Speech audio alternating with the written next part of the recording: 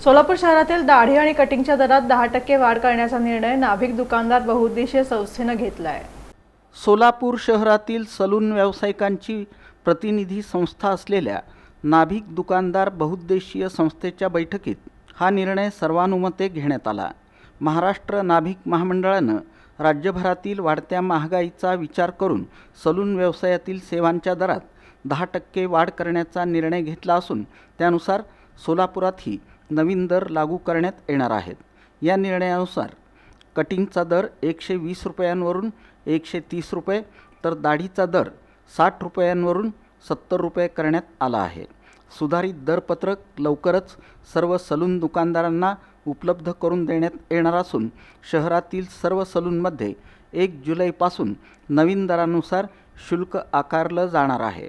याच बैठकीत संस्थेच्या नवीन कार्यकारिणीचीही निवड करण्यात आली। शहराध्यक्षपदी वैभव शेटे यांची निवड करण्यात आली असून उपाध्यक्षपदी बापूसाहेब काळे आणि भारत शिंदे, सचिवपदी श्रीकांत राऊत, सहसचिवपदी प्रभाकर भालेकर, कार्याध्यक्षपदी प्रभाकर राऊत, खजिनदारपदी संतोष राऊत आणि प्रसिद्धी प्रमुखपदी सचिन चौधरी यांची निवड झाली।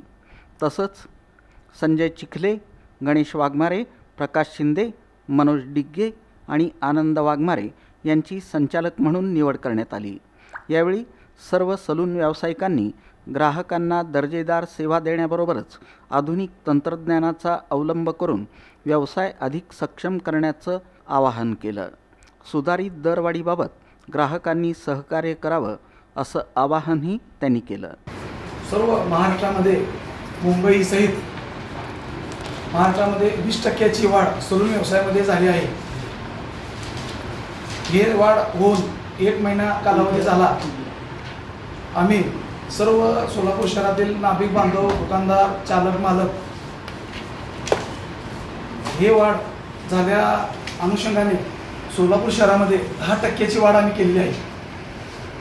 साधारण गेल्या 3 ते 3.5 वर्षामध्ये 120 रुपये कटिंग व 60 रुपये दाढी होती।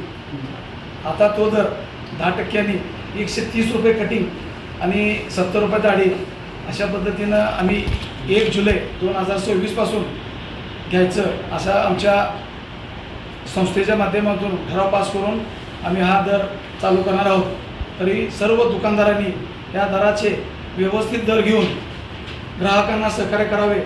तसेच आपले दुकाने सुशोभीकरण करून वातानुकूलित करून सर्व ग्राहकांना व्यवस्थित पद्धतीने सर्व्हिस द्यावी, सेवा करावी असं मी सर्व दुकानदारांना आवाहन करतो। या पत्रकार परिषदेला पांडुरंग चौधरी, श्रीकांत राऊत, बापूसाहेब काळे यांच्यासह संस्थेचे पदाधिकारी उपस्थित होते।